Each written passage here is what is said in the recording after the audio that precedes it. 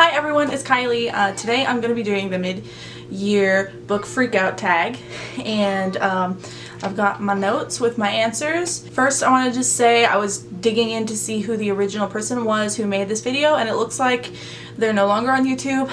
So unfortunately, I can't really give credit. The link to the video had been taken down, stuff like that. So unfortunately, I don't have anybody to link, but I will include all of the questions so that if you feel the need to make this video for yourself, you still have the prompts to go off of. So I'm sorry that I can't give credit, but without further ado, let's just hop right into it. The best book you have read so far in 2019, and I have to say, just because I've been having kind of a really crummy year reading-wise, I'd have to say I started off the year pretty strong with The Chaos of Standing Still by Jessica Brody. I can't say enough about this book. I feel like even though I'm lucky enough to never have experienced a major grief in my life, this really lent me that experience. I feel like it tells the story of somebody grieving very well, but not only that, it's actually pretty fun and an easy read and very lighthearted at the end of the day. It's all about Rin, who is our main character, who is struggling with the death of her best friend, and it is approaching the first full year of her best friend's death anniversary. She ends up getting stuck in the Denver airport and literally runs into a boy named Xander, I want to say his name is. From there, Rin and Xander end up going on a bunch of adventures while they're trapped in the Denver airport. Like I said, cannot recommend this highly enough. I thought it was just a nice, fun read, and if you do pick it up, try to read it around the new year because the setting and that time of the year is just to die for. Best sequel you've read so far in 2019. For that one, I have to definitely go with Tokyo Ghoul. This is a manga, and I think it's okay. I never actually finished the whole thing, but this was the only sequel I read this year, so I guess it's the only fitting answer I can give. This is the first and the third. I did check out the rest from the library, and that's because my Barnes & Noble only had these ones available at the time that I went. I guess it was a popular selection during the beginning of the year. This is about Ken Kaneki, who is human, and there is this kind of population of like other types of humans who eat exclusively like humans. How many times can I say humans? But anyways, he ends up becoming the first half human, half ghoul, and therefore he is a very sought after individual within this new world that he's experiencing with other ghouls. Like I said, it's only okay, but it is the only sequel that I have read. I think I read up to 7, and I want to say there's 13 or 14 of them. So there you have it. The next question is a new release you want to read but haven't yet. I feel like this one's very fitting for me and my channel, but that is Aurora Rising by Jay Kristoff and Amy Kaufman. It is no secret, I absolutely adore the Illuminae files by this author duo, and this year they came out with a new series. I believe it's called the Aurora Cycle?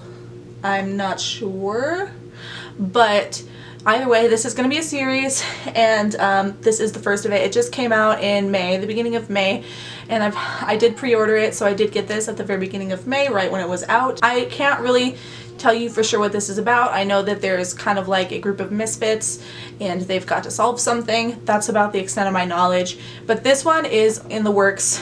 My book club actually just voted for August's pick of the year, or for August anyways, and we are going to be reading this book in August. So I'm very excited about that, and that's when I'll finally get the chance to read this new release. The next question is, what is your most anticipated release for the second half of the year? Hands down, it's gotta be The Toll by Neil Shusterman. This is going to be the third and final book in the Arc of a Scythe trilogy.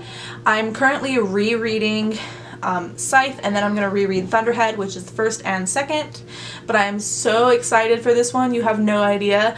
I feel like this is my go-to book for getting out of a slump, which I'm currently in, and it seems to be working so far with pulling me out of that slump feeling.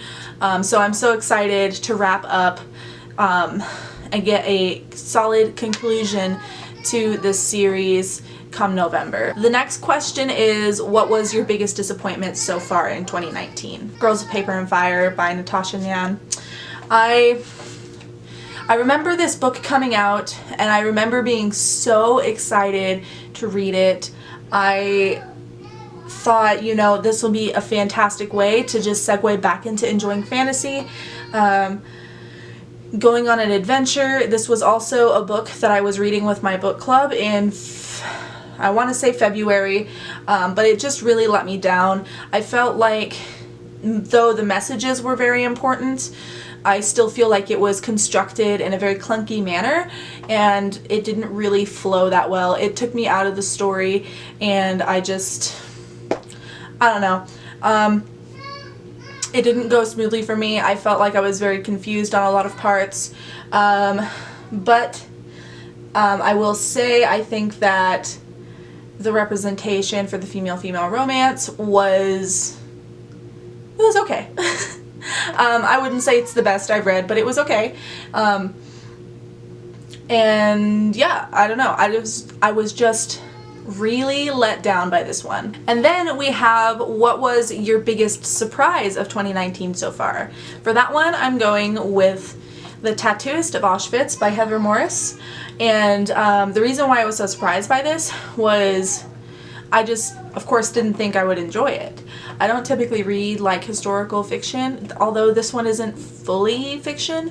It is based off of a true story, but it's, I believe, only inspired by it, so not like an exact nonfiction. However, I was pleasantly surprised by it. It flowed really well. I really felt for the characters. It is short. I do wish it was a little longer, but I was very, very surprised by this, considering that I usually struggle with this type of story. And then we're on question number 7, I believe, and that is your favorite new author this year, and it specifies it can be new to you or they can be a debut, and that for me is going to be Adrienne Young. I read Sky in the Deep at the very beginning of the year, right after The Chaos of Standing Still with my best friend Deanna, and I've never read anything by Adrienne Young before. I don't even know if she has anything else out, but I can tell you I thoroughly enjoyed this. I think her writing is just like, you know, perfect YA writing. It's easy to follow, but it still adds like layers to the story where it keeps you captivated and interested. I know that she's got another book coming out. I'm not remembering the name of it at the moment, but it is something I'm very interested in and something that I want to pick up as soon as it's out. The next question is, who is your newest favorite fictional crush? Well, I don't have one. I tend not to like crush on too many fictional characters, actors, musicians. I just don't I'm awkward. So I don't have one. I'm very sorry. The last fictional crush that I had was actually back when I read, God, what is it? The Cinder series, the second book, Scarlet. I have like a massive crush on the wolf character, but that was ages ago, so it doesn't count for now. So unfortunately, I don't have an answer for this one. Alright, so we're on question number 9, and that is, who is your newest favorite character so far in 2019? I have to say, hands down, it's Evelyn Hugo from The 7 Husbands of Evelyn Hugo, and I've just got to say, I've never felt more represented by a character than I did by Evelyn Hugo, so that's the main reason why she's my favorite character so far. I've literally never read a book where I have seen pieces of myself so clearly. I also really appreciate the fact that she knows what she's doing isn't necessarily the right thing all the time. I appreciate her ambition, and I definitely appreciate the way that she stands up for who she is, even to the people that she loves. So Evelyn Hugo for the win for me. And then question number 10 is a book that made you cry. So we're just going to go with the same book again, The Seven Husbands of Evelyn Hugo. I did not cry a ton in this book, but I did shed a tear at the end. But I feel like that tear was more meaningful to me just because I got to fully experience a character who, like I said, represented people like me. And and it just really, I don't know, it was meaningful. It was a meaningful book to me. I didn't think that much about that when I first finished it, but the more that time has gone by in the last month or so that I have read that book, I definitely have to say the rating is going up for me. So yes, I didn't bawl my eyes out like I did at the end of The Chaos of Standing Still, but I definitely think that what I did cry about in The Seven Husbands of Evelyn Hugo had more impact for me than the other book did.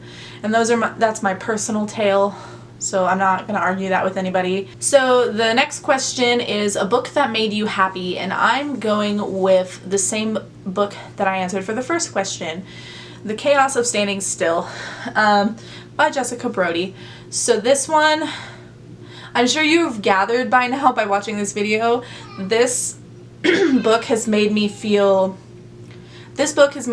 so many emotions. Like, I felt grief, I felt happiness, I laughed, I cried. It made me feel really kind of like cozy and warm. Even though yes, it deals with grief, it still made me feel comforted and like everything's gonna be okay, just because of the way that Rin's story is told and how she bonds with Xander. I felt like this book just made me feel really wholesome and happy. The next question is your favorite book to movie adaptation that you saw in 2019. Alright, so I've only seen one adaptation, and that is Pet Sematary by Stephen King. I don't have the cover for this anymore. I actually got this when I was in high school at a yard sale and it came like this.